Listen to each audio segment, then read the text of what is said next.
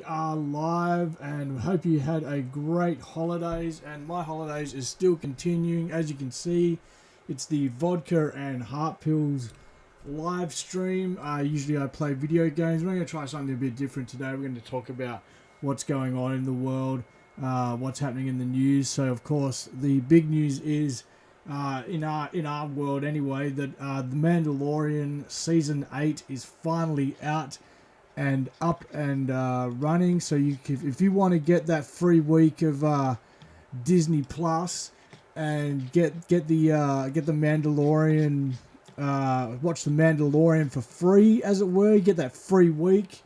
You can do that and get out there and watch the Mandalorian for free on the Disney Plus network. But that will be something to look forward to if you haven't seen it already. You go watch it. It's I enjoyed it. I'm just getting out a bit of social media before I start, and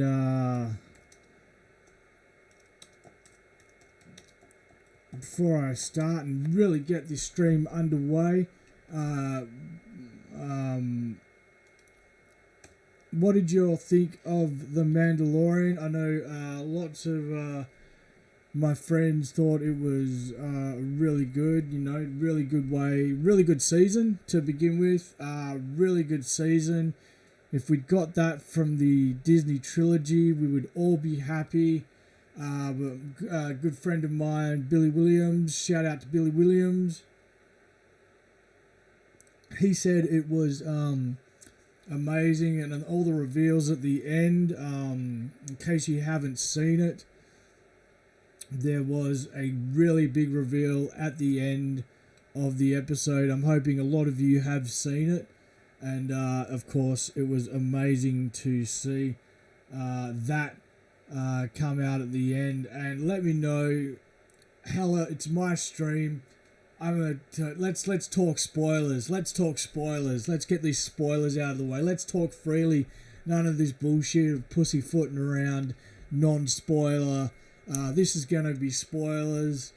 So just to let you know, we are talking spoilers in The Mandalorian. So of course that big reveal at the end was that Moff Gideon had the Darksaber. He had the Darksaber, and that was amazing. That was amazing to see in live action. Like, I never thought I'd get to see that outside of Clone Wars, outside of Rebels. So that was something really cool to see. Like, I was basically in this seat, jumping out of my seat, like fucking screaming yes at the TV, which is something I didn't do. You know what? I've not once groaned through this whole series of The Mandalorian. I've not seen one thing and just gone, oh, that was terrible. Like the goddamn Raylo kiss in Rise of the Skywalker. That was it's just something else on another level to behold. So yeah, right, The Mandalorian. Get your free week of Disney Plus and go check that out. I'm going to message the Fandom Collective and hopefully they'll give me a little shout out. So if you haven't, join the Fandom Collective on Twitter, and they get a lot of new YouTubers out and about. They do a really good job of supporting new YouTubers and getting their subscriptions up. So big shout out to the Fandom Collective. They do an amazing job getting out people like myself who are basically starting out on the YouTube and getting us out there. So hopefully, I hear a lot of people are losing subscribers, or there's been a bit of a purge on YouTube, so that's not good to hear. I've seen some people drop like 500 subs overnight, and when you're a new YouTube channel, and god damn it, you've worked hard to earn those subs and to earn people's trust and to earn them coming back to you to watch you do your shit on a daily, weekly basis. It hurts, man. It hurts. Like, I can only imagine, like, I've got 30 subs, and I could imagine losing, like, you know, even one sub would be like, man, what did I do wrong? What you start to question yourself, what you did wrong, and then you find out it's YouTube, you know, so it's YouTube purging you. So sorry if you can hear me clickety-clacketing away. I'm just getting a bit of social media out, trying to get people to watch this live stream. So a funny thing that also happened during the weekend, my brother, he loves the Cats. He's been a big musical fan. My mum took him to see the musical. Big shout out to my bro, Chips. He's a big musical fan. You wouldn't know it by meeting him, but he's a big musical fan. And he went and saw Cats. And I'm not going to see Cats. You know, I've worked Cats before as an audio engineer, and you know, stuff like that. Nothing grand. Just the local production of Cats, mind you. And he said it was the most shit funny thing he'd seen in a long time. He could not contain himself. He went with about 6 friends, smashed a bottle of whiskey, went and saw it with about 6 friends, and laughed his ass off for the first 15 minutes. I think there was about his 6 friends and like a couple and some other dude. And this is the opening night. He went and he wanted to see the shit show that it was before they sent out the new special effects, before they sent out the new effects vision of Cats. And he wanted to see that shit show. And that's got to be that's funny in itself that he wanted to go out and see that before they changed it. But he said he laughed his ass off for the first 15 minutes because it was the as you've seen on the trailer, it's this weird cat face with these weird like human fingers, and it's just not cats. It's like the bullshit Sonic the Hedgehog we first got that they had to go back and change. And obviously they've seen what Sonic did in the good press.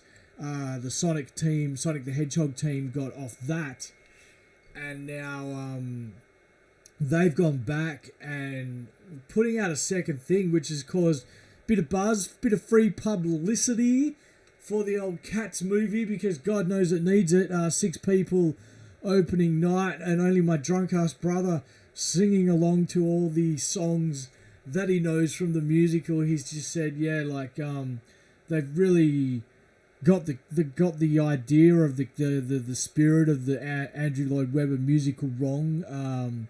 He said the characters were different, not what they were meant to be, like different colours and different sort of representations of the characters. So yeah, not what he wants seen. Of course, he laughed his ass off. Laughed his ass off watching that new Cats. So yeah, that's funny in itself. When he was telling me the absolute shit show that it was, that just made me laugh, and you know, made me laugh. Hey, big shout out to the Fandom Collective for sharing my stream.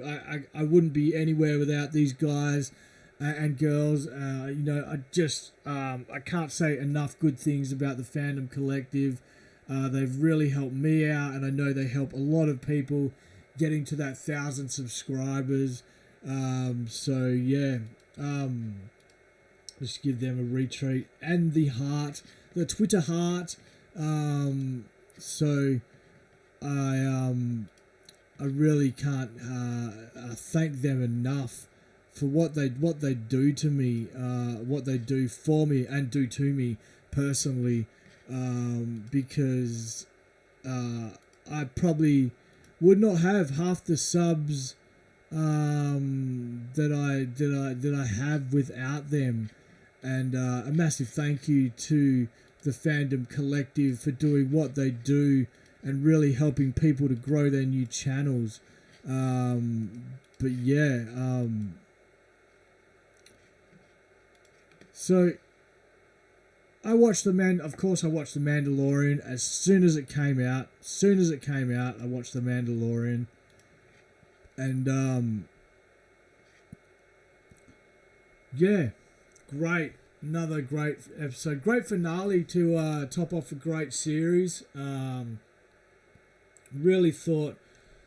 I was really hoping IG8 wouldn't sacrifice himself because, like, as a Empire Strikes Back fan, as an original trilogy fan, it was awesome to see the IG unit really getting around and moving in a way, and that's why I've like sort of dedicated this cover photo to him. So yeah, big shout out to IG8.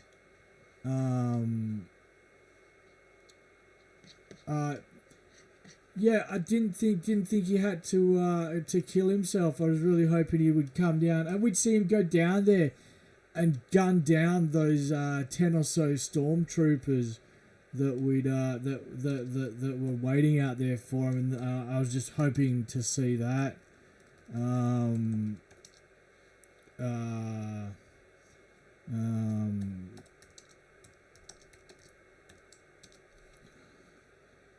Yeah, like so, like bit upset. Like it's amazing that you are more upset about a droid dying than most of the people in the Disney Star Wars trilogy. What are you gonna do? So you know that was funny. That was a funny feeling in itself to feel more compassion towards a droid than to the whole Disney. Sort of. I definitely didn't shed a tear for General Holdo, but I sure did shed a tear for IG-11. That guy was fucking awesome.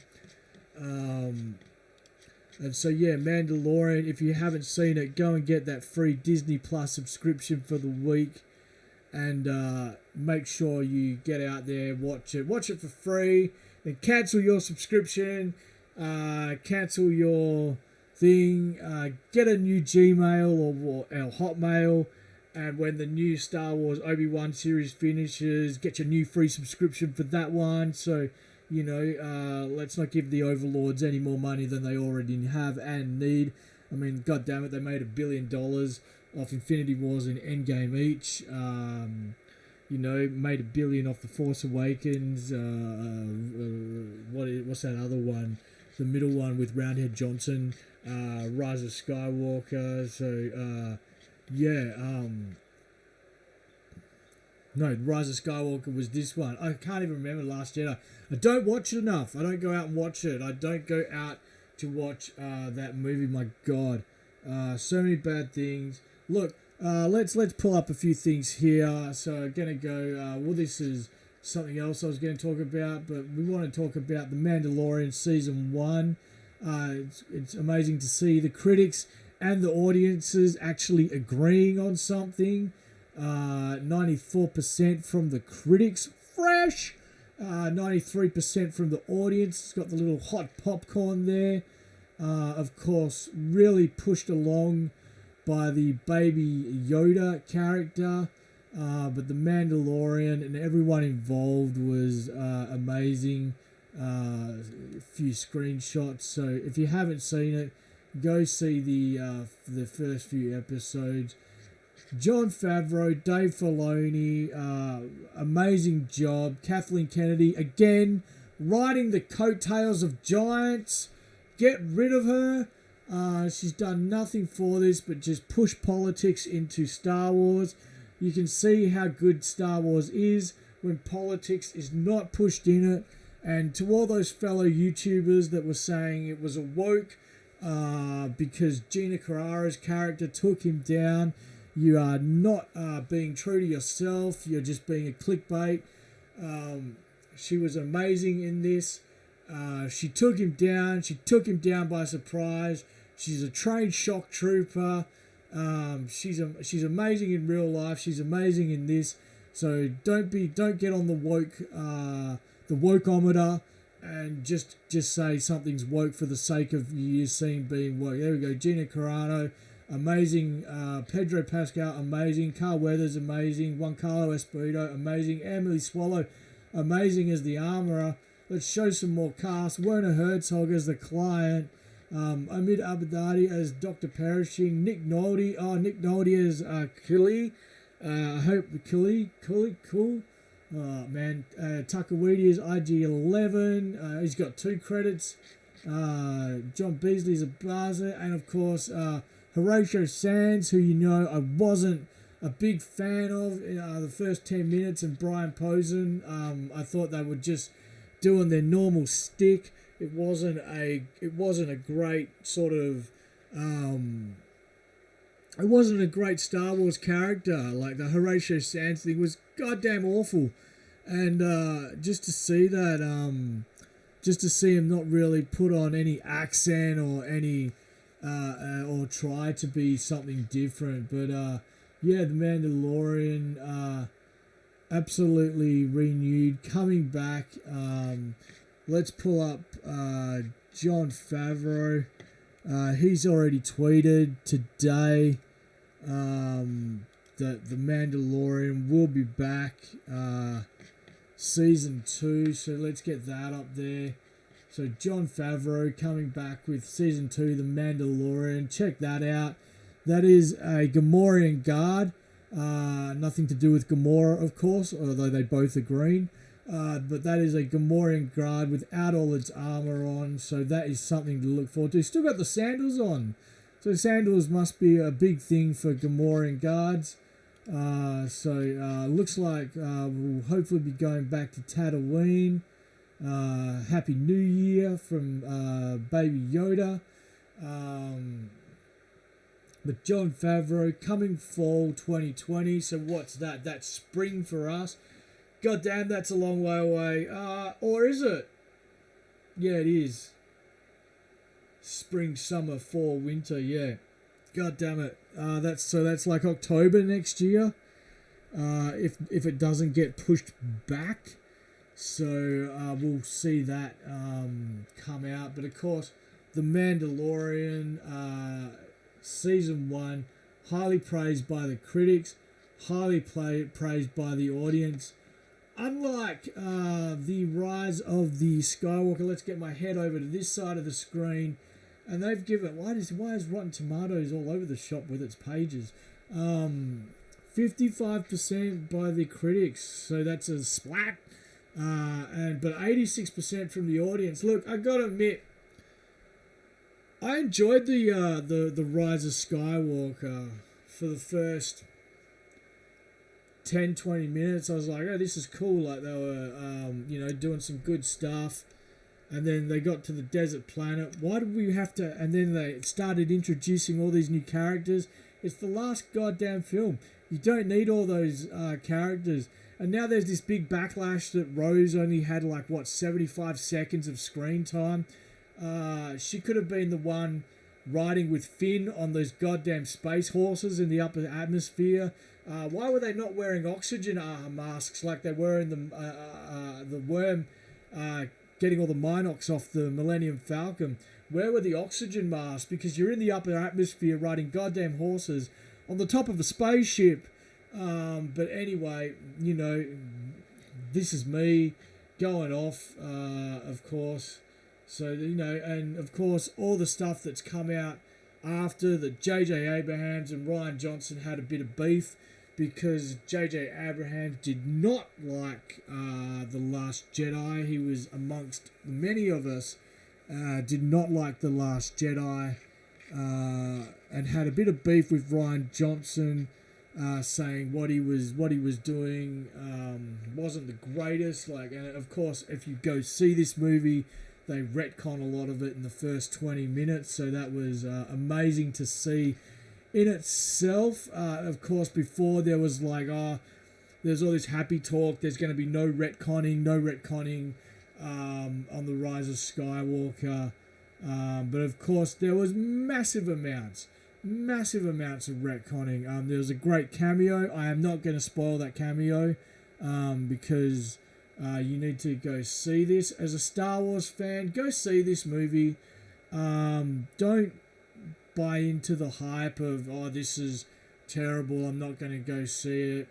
Go see it. As a Star Wars fan, it's the last one in a set of 9.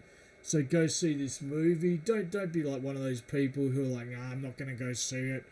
I was a bit on the edge, but then I saw that final trailer, and the Emperor. Go see it for the Emperor alone. I mean, Ian McDermott. It looks amazing in it as the Emperor. So he makes a return, of course, as we all knew, since the first release back at Star Wars Celebration, when we heard his laugh and everyone lost their shit. They had to, of course, bring back old characters, and since we've learnt there was never going to be the Emperor in it, it was actually going to be the son or the nephew of Mortis or something from the cartoon characters, but Disney didn't think that people would know who that was. So, of course, meddling as they do, Bob Iger and Kathleen Kennedy said, no, we need something better. Then there was about 2 or 3 cuts of this film. So that was amazing to hear in itself. People walking out of a few of the Disney cuts. And apparently we got the Bob Iger cut, which was close to the Bob Iger cut. And, of course, if you haven't seen it, Jesus, it's good. It's worth going to see, but the last 20 minutes, goddamn, it falls apart. It's worth going to see. Oh, there goes my mic. Shout out to Rode for a great mic. I have to tighten, of course, my screws and shit like that. But yeah, great movie.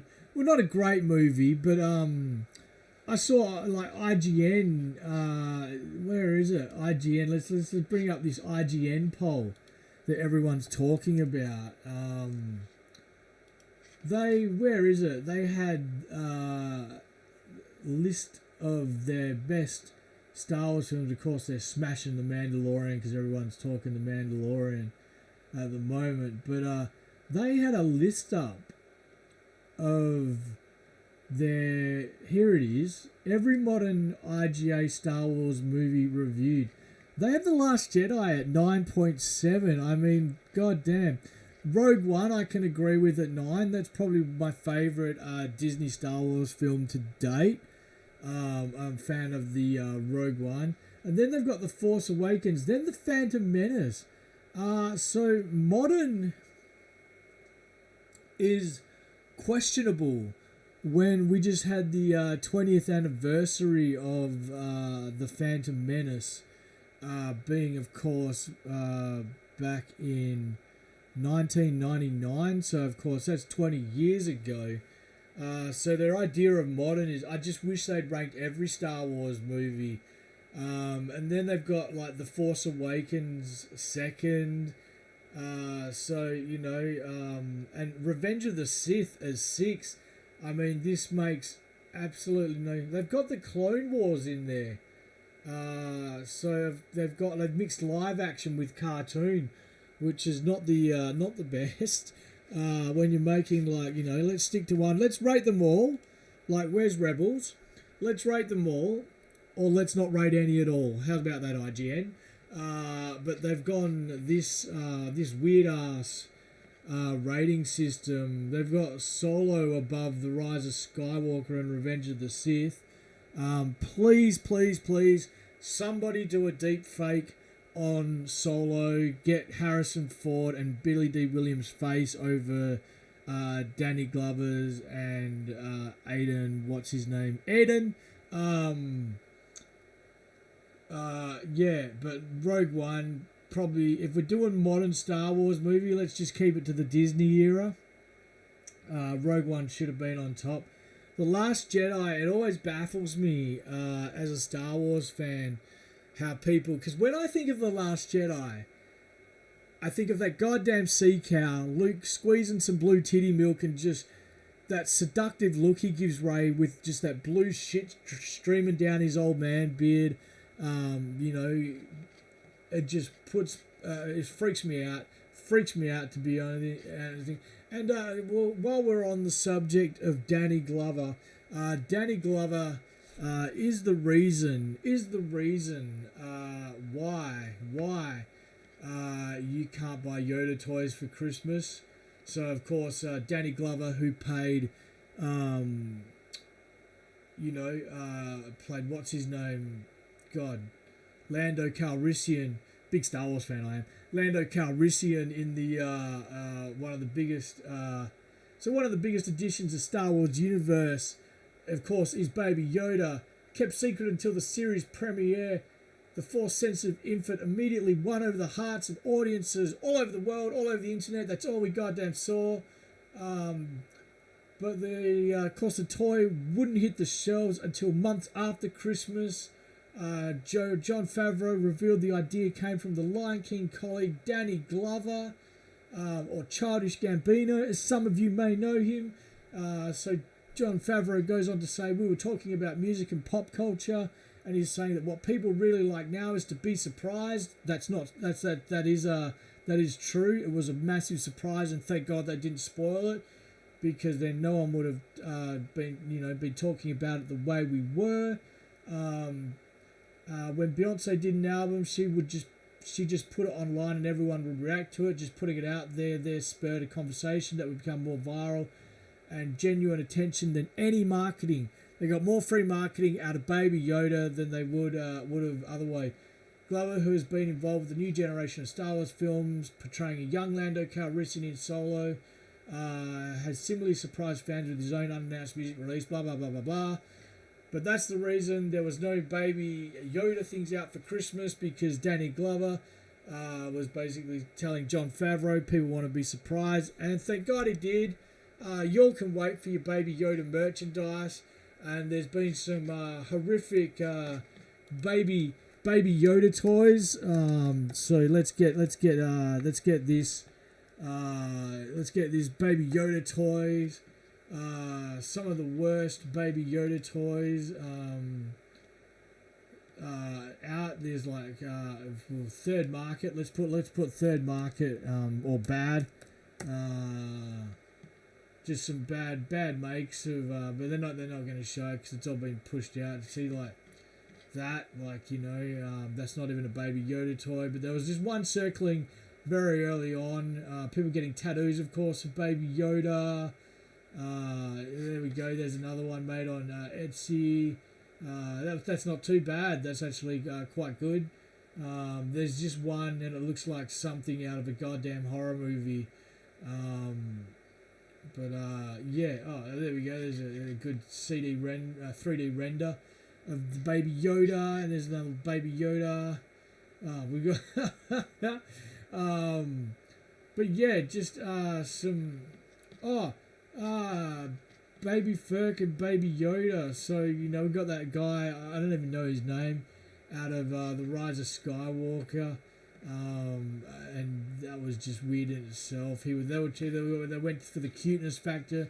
Of course, Disney, under the guidance of Kathleen Kennedy, just absolutely ruining it, trying too hard with that Babu Firth character, I think his name is. And yeah, just really being trying too hard and not succeeding, and that's a classic example of not succeeding. So yeah, I really think the Yana character, I really think Rose Tico should have got Yana's story, Kelly Marie Tran. Of course, she wasn't a warrior per se in the other thing, but there was some, there was some bad writing, bad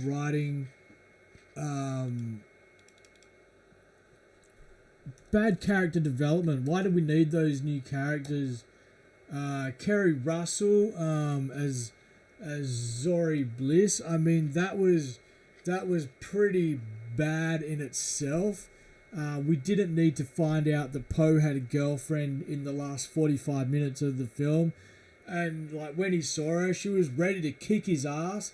By the end of the conversation, which would have been no more than a paragraph on the script, she was handing over her vehicle to him. And like, I don't know, like I think it would be, I don't know if it's hard to come by a vehicle in the Star Wars universe, but it kind of seems like a hard to find vehicle in the, like, you know, it's not like something everyone can afford, because as we've seen on the streets of Coruscant, like on the lower levels, there's a lot of people just yipping it up, street level and stuff like that. Space freighters seem to be a thing on Naboo as well. Coruscant, space freighters seem to be a thing. So you take the space bus to space work with everyone else with the space commuters. So I don't know why we needed those characters in the last sort of hour of The Rise of Skywalker. They did nothing for the movie, did nothing for the franchise. I didn't know them long enough to get attached to them, so if one of them died, I would have been like, meh, you died. So that's that. Yeah, I just think that Yana character, Rose Tico, they wanted to make Rose something. Why not instead of giving Rose 75 seconds, which I hear a lot of Paul Kelly Marie Trans footage is on the cutting room floor, why not give her a bigger thing? She should have been riding into battle instead of looking back longingly at Finn after she kissed him while he was unconscious, and zapped him in the nuts. Why not have her ride into battle with him? That's just some bad writing decisions on my and of course General Hux coming out like I'm the spy, like, you know, like it was me all along, Austin. That was bad in itself. I probably would have not gone down that road myself. I mean, it's easy to say these things, but you're dealing with a franchise that you paid $4 billion worth with a movie that, in theory, you want to make $1 billion at the box office.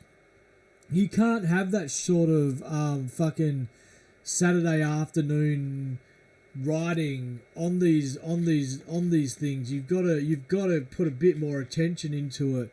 So General Hux turning around and being like, I am the spy, not good enough.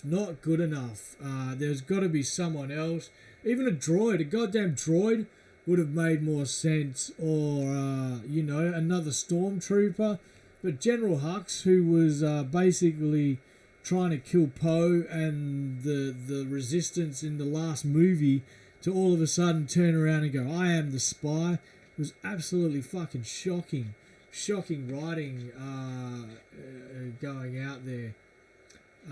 It's weird they don't have a photo for Jonas, who played Chewbacca. So of course, mixed reviews.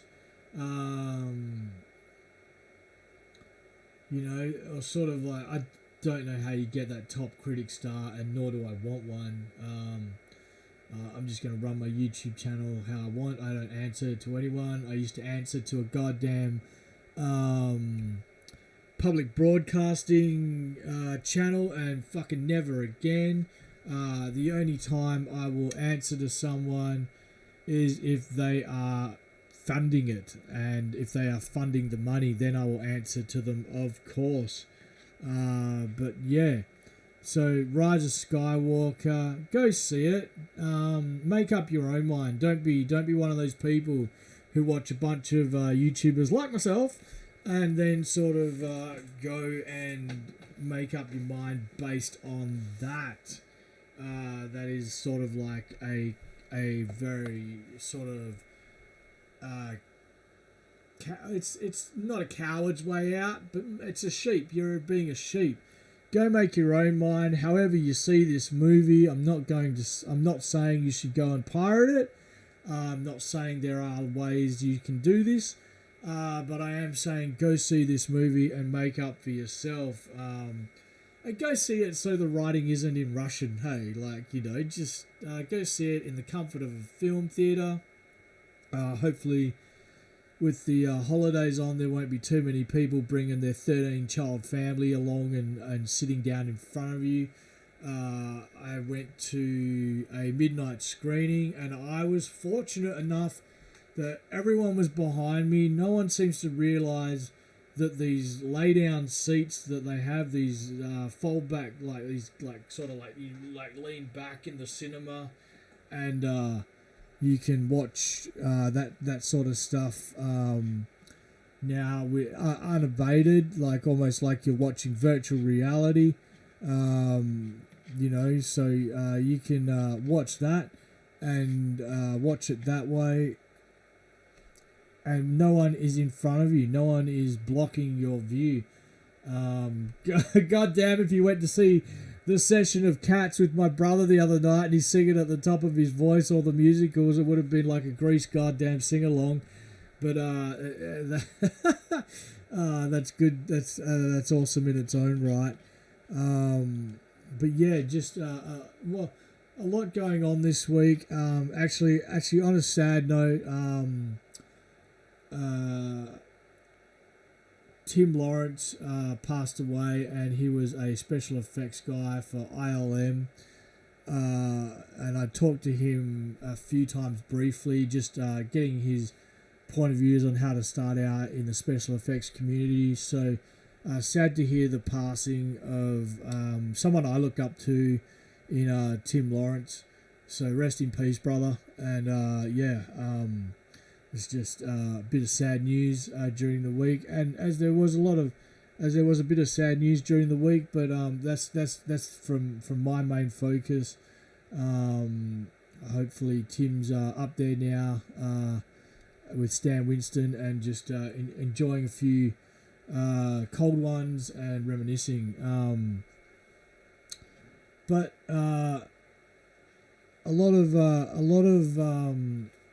this sort of stuff with the Mandalorian versus the Rise of Skywalker. I don't know how the critics can be so far apart. Now, what I really want to check, what I've been actually looking to check out is Ronnie Chang's new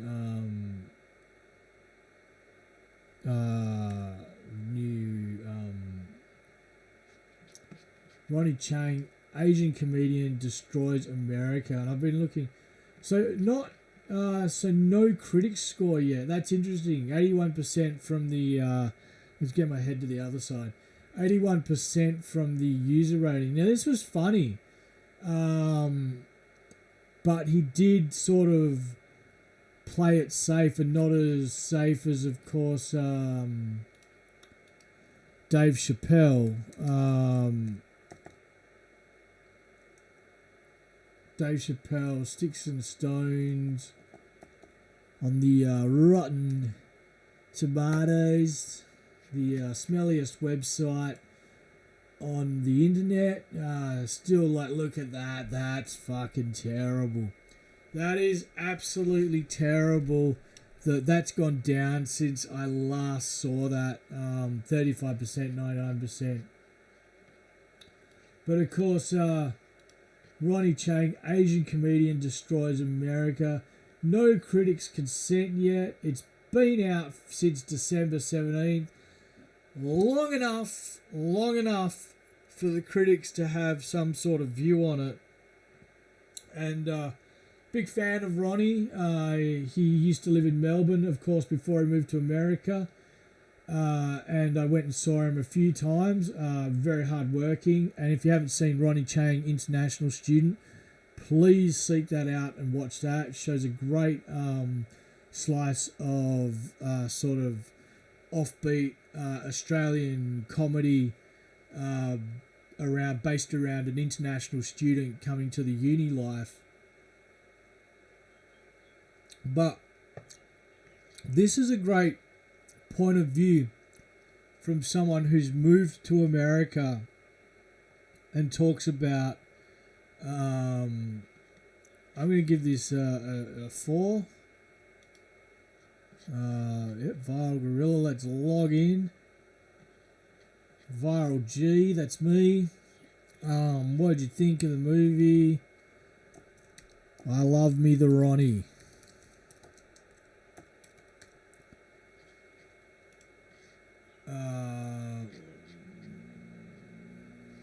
No, submit. No, get that up there. So audience score of 81%. They're not going to accept my I love the Ronnie.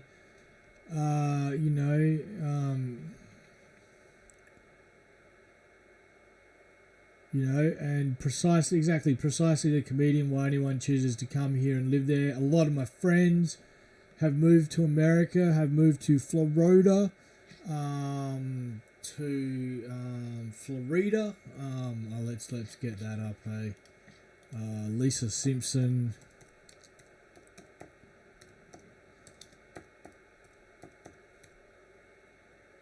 Florida. A lot of my friends have moved to Florida. Of course.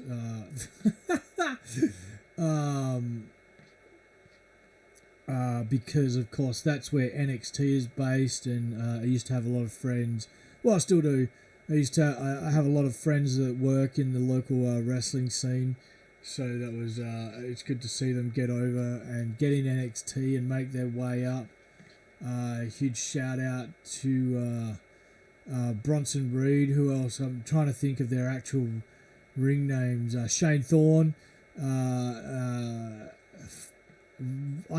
know him as Elliot Sexton. Dakota Kai. These are a few of my friends that are over there now that I used to work with on the fly. Of course, Indy Hartwell, who's over there, will be making her debut soon. So I look forward to all of that. It's always amazing to sit at home and watch your friends do great things from the comfort of your living room, because God damn it, I'm not going out there to do it. These people are going to be getting smashed around. But just the difference between Ronnie Chang, that there's no, I'm surprised that there's no critic score yet. I'm surprised that this surprises me. December 17th, they can't all be just stuffing themselves with turkey over Christmas and, not really caring about Ronnie Chang, because Ronnie Chang is on The Late Show, I believe, with Trevor Noah. I think that's what he's on. So yeah, it's amazing. 150 erotic movies ranked worst to best. Well, I'm not really going to go through that line. Oh, this is going to be good. Who is the best Joker? Who is the best Joker? Well, you see, that's subjective. That's subjective in itself. I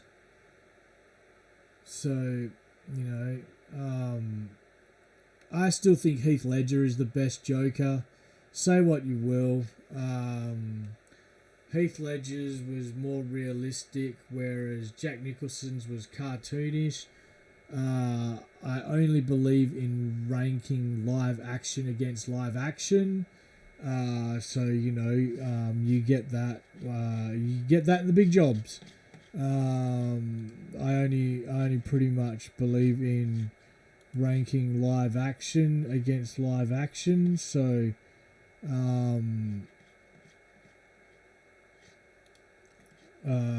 Shout out to Savage Demon for giving me a retweet. So that's pretty cool. I still believe Heath Ledger is here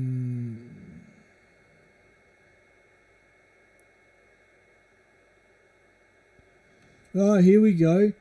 Comicbook.com, Disney CEO Robert Iger says the Mandalorian creator Jon Favreau is a lot like the Star Wars visionary George Lucas. So let's get that up there.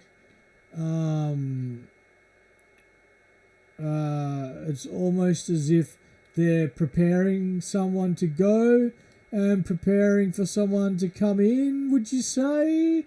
I know it's midnight over where you guys are, but the Mandalorian. Let's get some sound. Another famous going bounty on hunter this. and more. What's up, Comic Book Nation? No, let's not listen to Brandon Davis.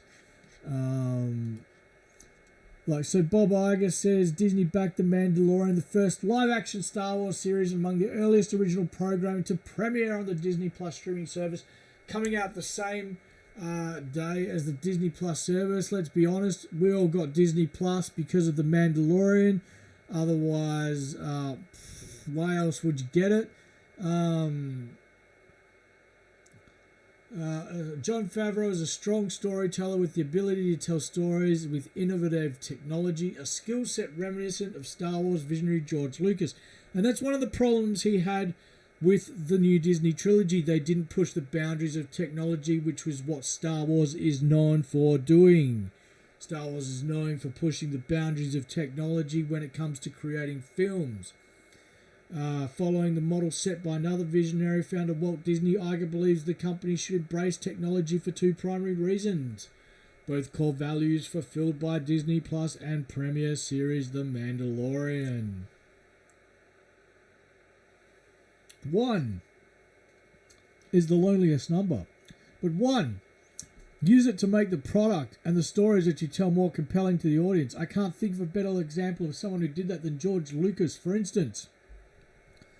Using technology to tell a better story, Iger told the Star Wars show, and that's obviously what we saw in 1977 when we got to see the first Star Wars film. Like, people still talk, they were blown away from it. Like, I know people who went to see it in the cinema in 1977. It may seem a long time ago to some of you younger people, but it was an amazing time. They would go and see how many times. Bill Burr has repeatedly said he would have a competition with his friends and go see it as many times as he could.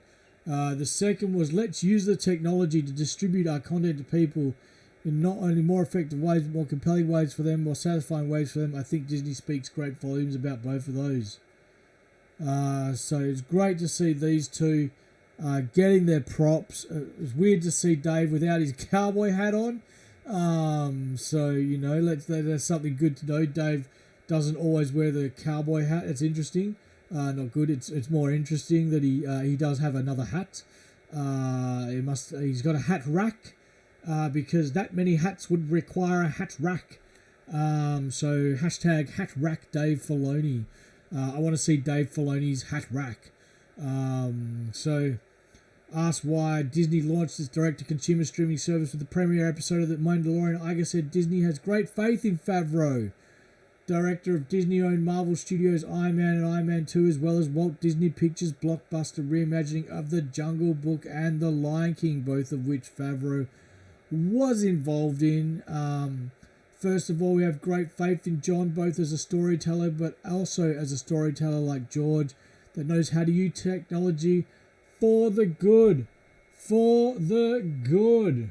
You know, not like some other storytellers we know of, who currently are mud in the Star Wars community.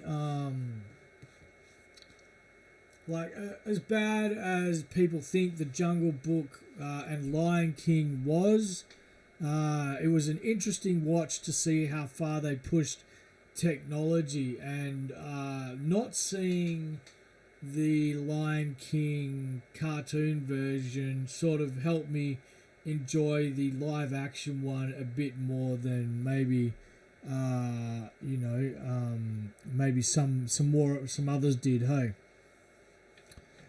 And so when we pitched John the idea of the Star Wars series, it's funny, I heard it was the other way around.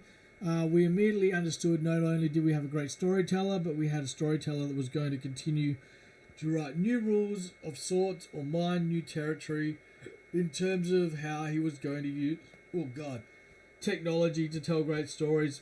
That felt fresh. That felt important. That felt big. That took people to new places and created a new experience for a decision to make. Other pluses Iger added included the involvement of Dave Filoni, a producer and writer-director on Mandalorian, best known for fan-favorite animated series The Clone Wars and Star Wars Rebels, as well as its concept and use of technology with the arrival of Disney+.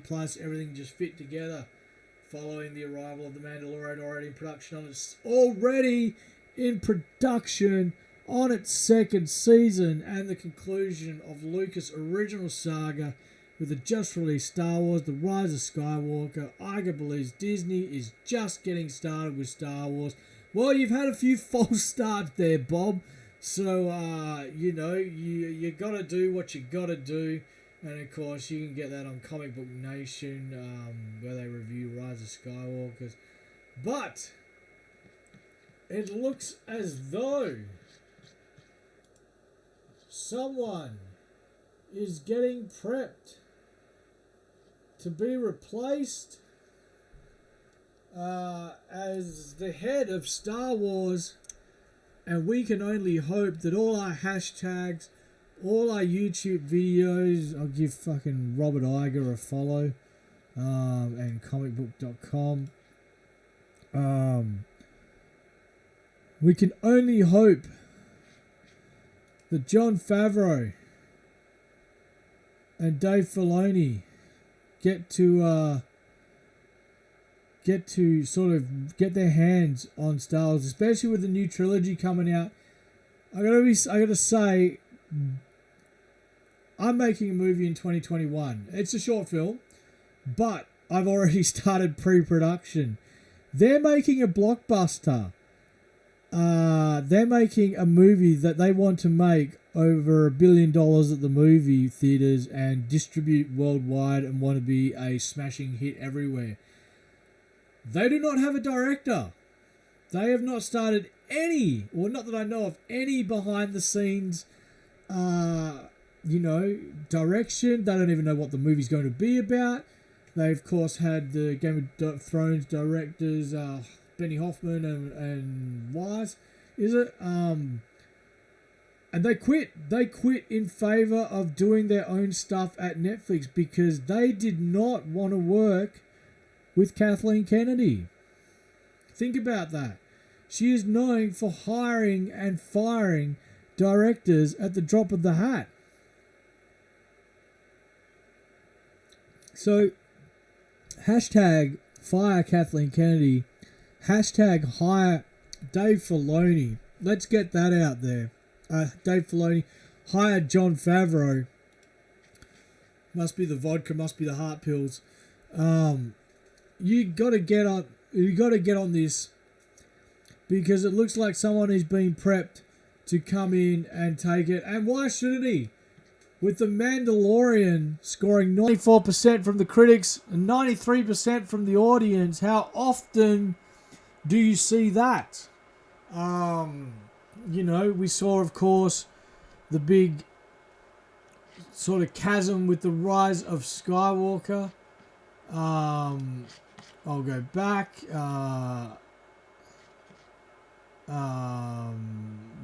are we with the Rise of Skywalker? Let's move my head over here. So, of course, the critics didn't like it. The audience, 86. That's a B, is it? A B? B minus? B plus? B minus? B? Strong B minus? In the eyes of the fans. But when we go to The Mandalorian, it's a big A. A plus. So, shout out to all the Star Wars fans. Let's get on this. Mandalorian coming out in the fall, new season 2. And my God, it was good. I've loved this series. I'm going to go back and watch it all in a row and basically binge it like a goddamn movie, like the way I think it was intended to be, and not cut up into these sort of chapters, but then it was rewritten for chapters. I thought there was no weak episodes in my estimation. We go through, of course, The Mandalorian, Chapter 1, Chapter 2, Chapter 3, The Sin, amazing start. Chapter 4, Sanctuary, some consider it the weakest chapter, but 91%. 91%. 73% the gunslinger. The Mandalorian helped a rookie bounty hunter who was over his head. Let's not forget, this gave us that sort of like glimpse at someone who was following, and we all hope it's Boba Fett. So 73% as the lowest score is not bad when you think about it. And of course, Chapter 8, Redemption, 100%. 100% critics.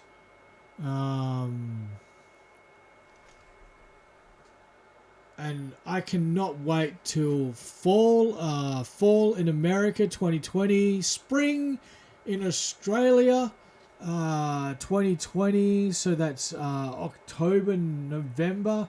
We will get it just in time for Christmas. They've learnt just in time for Christmas. We will have a whole new set of season 2 because I don't think there'll be any new spoilers, any new sort of things they have to withhold to surprise us. Of course, they withheld Baby Yoda, and for good reasons. We've already been through that. Danny Glover was the reason for telling Jon Favreau, hold that back, that's too big to let go. So that was good.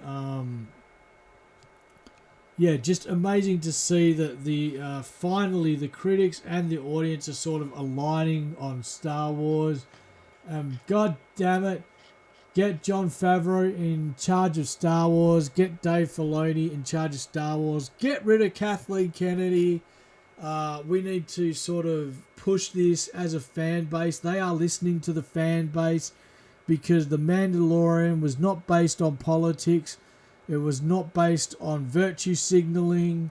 It was just based on old spaghetti westerns, and you can't get much more non-PC and non-virtue signaling than spaghetti westerns.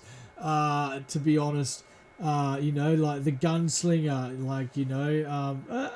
and if you want to boil it down, it is about a man raising a baby. Is what The Mandalorian is about. So there's that sort of idea there as well from so that's progressive enough, isn't it? Come on. So yeah, I mean, Jon Favreau is similar to George Lucas, so let's get that in there. Let's get Jon Favreau making more Disney. Let's get Jon Favreau and Dave Filoni working on this new trilogy that's supposed to be coming out in 2022. That's 2 years away. 2 years away. It's 24 months. That's not long to make a blockbuster. That's going to be more rushed than what J.J. Abrams was complaining about The Rise of Skywalker. They're going to have to quickly pump out this thing. And of course, vodka and heart pills. Get into it. They're going to have to make this movie, for a Star Wars movie, in record time. And let's see if they can pull it off. They don't know which direction they're heading. They haven't got a director.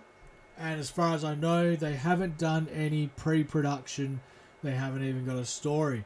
And of course, Kathleen Kennedy is famous for coming out and saying, we've got no comics of which to draw on, and everyone lost their shit because, of course, what is there? There is an expanded universe that they can easily pull on and make a part of the canon. Make canon, or canon now. We paid $4 billion. We'll fucking decide what canon is, you hobos. That's basically what they said to us. They'll decide what canon is, not what gets printed.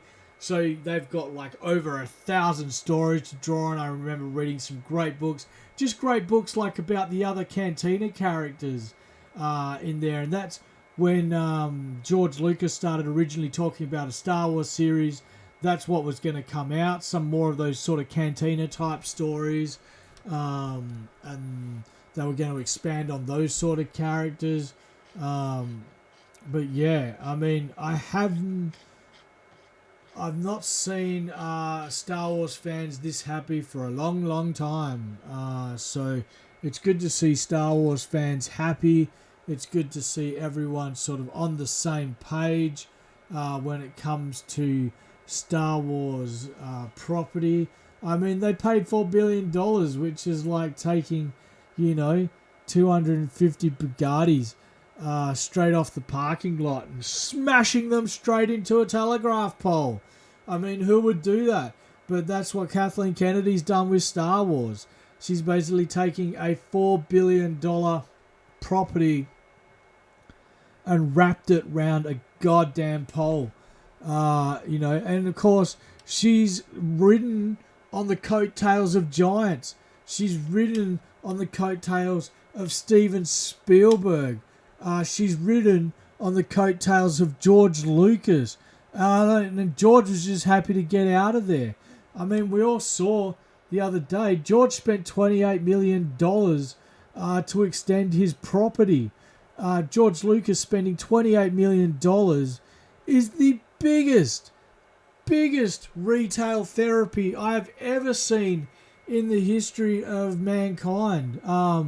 He didn't attend the premiere of The Rise of Skywalker. He was like, fuck that.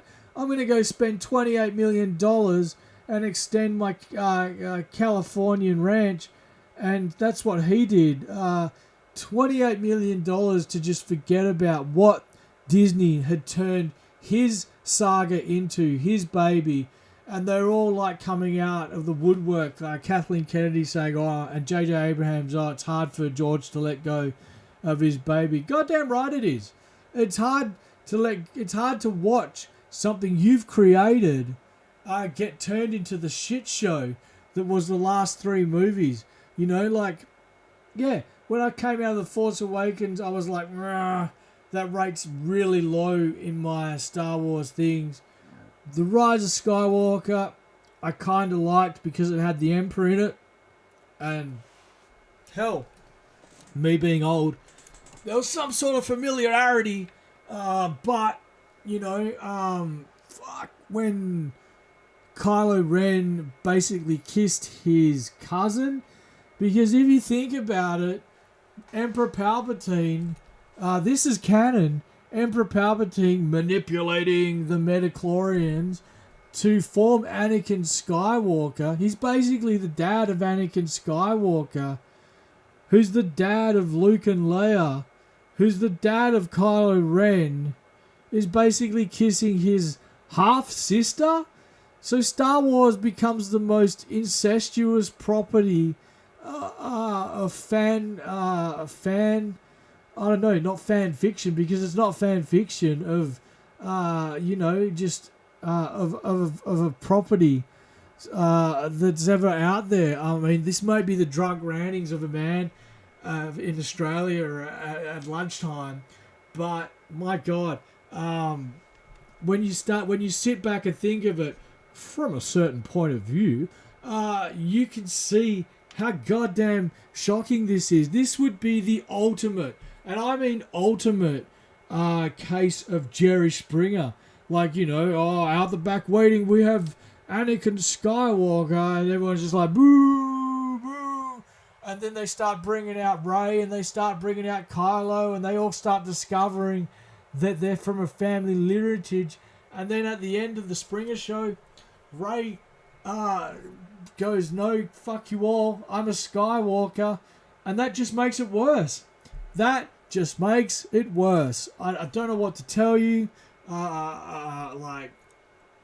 When I saw this movie, I could not believe they got down, as you do in Fortnite, bend the knee and sort of duck and swig the jug of the Raylo juice. Basically, that's what I've been doing in Fortnite. If you watch my live streams, I've been bending down as Kylo Ren, bending my knee to Raylo and drinking the Raylo juice. And I can't believe they kissed. They did not need that. He could have just disappeared around her. He could have been holding her like in a comforting hug. Shall we say a comforting hug? Hold her in a comforting hug, and then disappear around her. That would have held much more weight as Star Wars fans in storytelling, just in storytelling in general, than lying her down and kissing her like she's goddamn Sleeping Beauty, and giving her like life force. I mean, where did he even learn to do that? You know, that's unnatural. And we saw how unnatural Palpatine was. Oh man, I've started off on this huge rant. You can obviously tell I had some major issues with this movie, but still enjoyed it, which is fucking weird. The fucking space horses, I'll never get over that.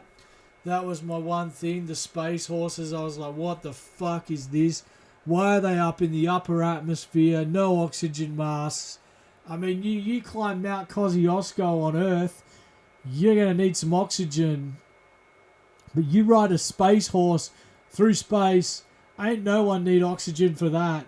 So, you know, that's just my thoughts on the Rise of Skywalker. But of course, let's get my silly head over here. And 55% from the critics who were sort of looking for that story writing. But again, an enjoyable 86% from the audience. Verified ratings of 59,500. Fuck the critics at 424. I gave mine. It was great until the kissing scene. That's what I thought. It was great until the kissing scene. That sums it up in one sentence for me. I fucking should have said fuck space horses, but it was great until the kissing scene. So what have we got to look for? Coming soon, The Grudge. Underwater. Yeah, I've been keen to see that. Bad Boys for Life. Doolittle is going to be fucking weird. Just putting it out there. Doolittle is going to be weird. This underwater one, I tell you what, I'm not looking forward to the plastic acting of Kirsten Stewart, however the hell you say it, from the Twilight Saga. But look, I like my alien. As you can see, I've got the aliens on my fucking forearms there. Got a drone and a warrior. This underwater one does look good. PG-13, that's worrying. Brief, strong language, like get the fuck out of here. TJ Miller, I last saw him die in the Transformers movie. So like, yeah, we'll see if this actually is any good. It reminds me a lot of The Abyss. If you haven't seen The Abyss, go check that out. So that'd be good. Bad Boys for Life. Like, I am keen to see this. I'm a big Bad Boys fan. I loved Bad Boys 2, and of course 1 was good, but Bad Boys 2 was fucking amazing. When Martin Lawrence takes the Ekia, they rock up at the captain's house, and just the way they interrogated the subjects and stuff like that. So, it's got Alexander Ludwig in it. It's got from Vikings, so that'll be good. I'm looking forward to that. I'm looking forward to that even more. And Joe Pantoliano, hopefully I've got that right. Of course, the captain, so I'll be looking forward to that. Looking forward to the new Wonder Woman movie. I was very surprised when I sat down and gave Wonder Woman a go, how much I enjoyed it. Much more than Captain Marvel. Fuck that shit. That was terrible. That was horrific. I'm glad Marvel, whoever was doing Marvel, like Feige, had the common sense to put Captain Marvel at the beginning of the goddamn trilogy, so we didn't have to watch that. We could just go from Iron Man and watch forward, and then Captain Marvel rocks up halfway through. But Doolittle. Speaking of Robert Downey Jr., Doolittle. This is going to be weird in itself.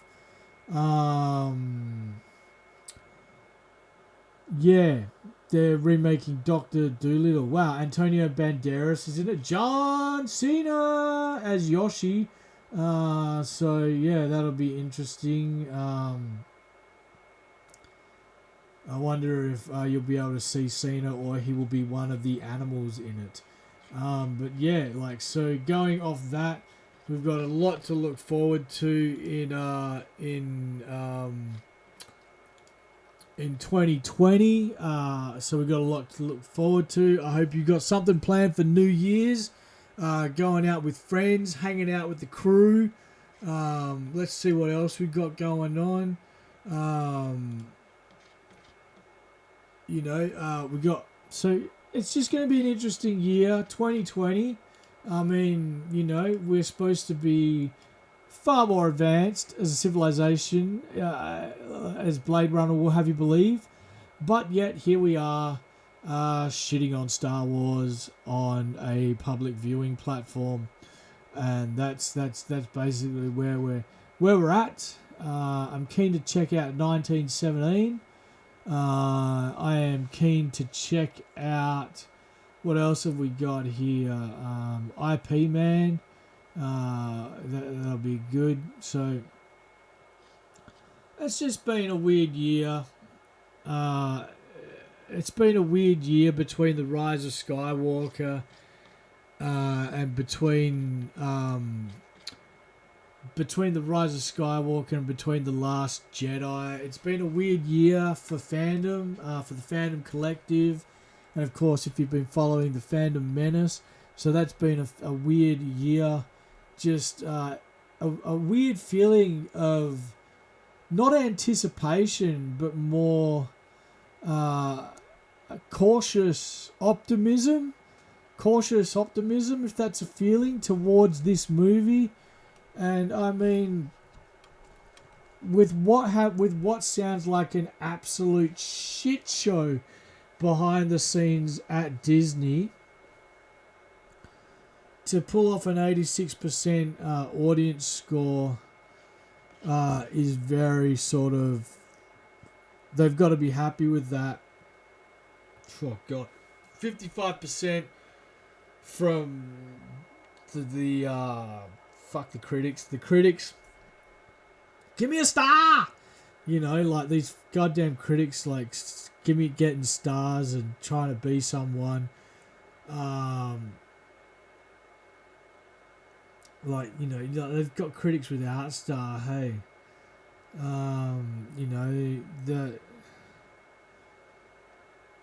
basically they turned Star Wars into Twilight, and I'm not happy about it. I'm not happy that Star Wars is now Twilight, and we sort of have this as the final three movies. Finn rushing around, excuse me, Finn rushing around telling Rey he's got something to tell her, looking like he's going to be like, hey man, when are we going to grab a few seconds on the Millennium Falcon by ourselves, because I got something to tell you. Looking like he's going to, give her the D. But actually he wanted to tell her he's got the F. He's got the Force. So he was...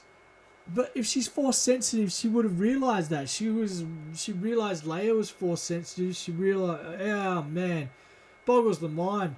Just some bad writing. Like all this time, Finn has been Force sensitive. I mean, if he was more Force sensitive, he could have controlled those space horses more better. But of course, again, I'm back on the space horses. Just a terrible, terrible scene. And I don't know if I'm going to see... I thought I was going to see this movie again in the movie theatres. I don't know if I'm going to. I think I'd rather give my money to some other franchise. And God, that woeful Dio robot. Oh, that was terrible. Why bring BB-8 in the beginning, right? And then bring that Dio robot. I went to a toy convention in Melbourne, and they have all the new Star Wars. I can talk about this now because the NDA is officially over. I went to the toy convention, And goddamn, they had that Dio robot, and I was like, that is shit. Like, as a special effects guy, that is shit. I could see how that was gonna end up, how that was going. I was sort of could see how that was going. Then they showed Kylo Ren's helmet put back together again. And that was amazing because I was like, holy shit, they're fucking retconning episode 8. And I couldn't talk about it, but I can now because it's all out. All the fucking toys are out and shit like that. Who was these new characters? Why did we need new characters? It was just weird. But you know what? My dad is calling me, so I'm going to get off this live stream. I'm going to start another live stream tomorrow night, so make sure you join me for that. If you like watching a guy get drunk and fucking rant about pop culture, join me for the Overrage live stream. Overrage. Get out all your rage in the comments so you can go back and be that normal person they want you to be at work during the week. You can get out all your goddamn rage and get into it. But again, everyone, thank you very much for checking me out. I am Chris from Viral Gorilla, and I rant on shit, and hopefully you agree. And if you don't, even better, write something in the comments and we can get some discussion going, because that's what I like. I like to discourse on these things. So take it easy, and we'll see you next time.